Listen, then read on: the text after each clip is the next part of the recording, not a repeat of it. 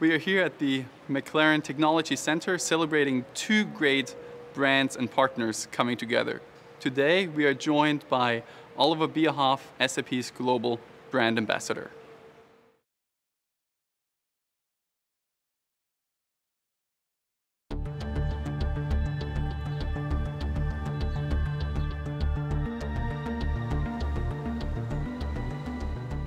And this is where the whole McLaren story began. So this is a 1929 Austin 7. Well, it was very interesting. I got a nice introduction to understand a little bit better where McLaren comes from and what they are doing now and what is all behind this business in the Formula One, but also on the road. When you saw the heritage, when you saw the cars, then the emotions come.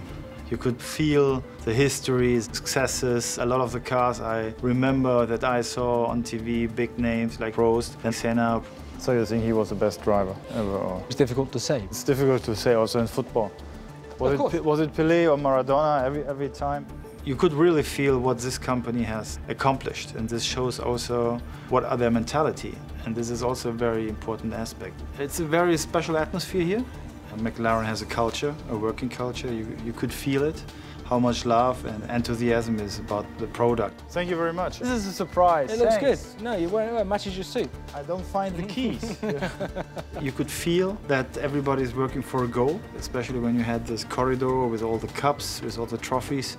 Everybody sees this, why he's working here, what's the goal. It's beautiful. It's a nice idea. I mean, we have it too, but we have a team from 23 players. We can't give it to every player. Of course, of course. Parallels, for sure, it's a team effort. And without a team, you can't win. And there are so many persons who are important in certain areas for the success of the team. That could I feel also here. And how much these people work hard behind the scenes. And we have it also in the national team. I never saw a factory like this. I've been to some car producers, Mercedes, Porsche, because this is really like a laboratory. It was fascinating how these different parts work together, and it's a constant and relentless, so much work and effort behind it, and especially for a company like McLaren who is developing all by themselves. And everything from the car is developed and produced by McLaren. Yes. For me it was especially interesting to get all these informations, how they work with data. Data is becoming more and more important for us in football. Thanks to SAP, we get also a big help here to make it more interesting to the players, to make it faster and smarter. It was interesting to understand how this very data-based sports business is working. The athletic coach discovered, if there were certain numbers, that a lot of players got cross ligaments problem. So similar to what we're doing with these things when we're monitoring the health of the car.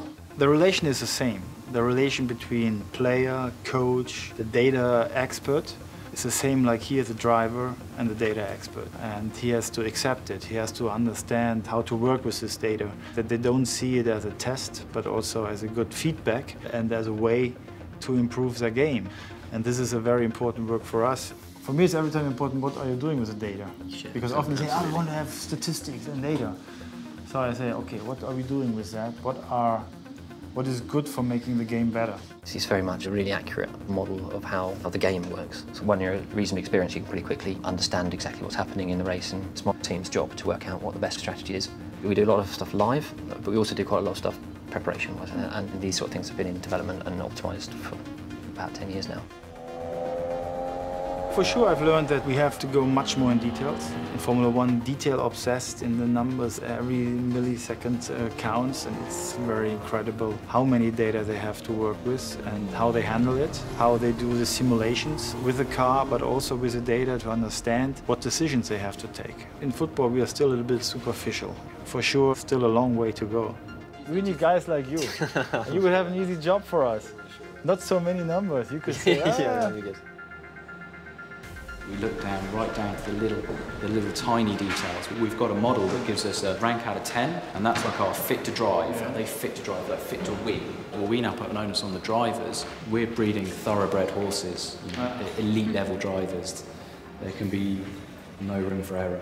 With the fitness guys, I talk about how it's important to involve the protagonist, the driver or the player. And often because they don't have them every day here, as we don't have the players every day. We have to make it in an interesting way that they get interested into fitness, into data. And this, with the new generation, you have to make it in a modern way with mobile phones or smartphones and iPads.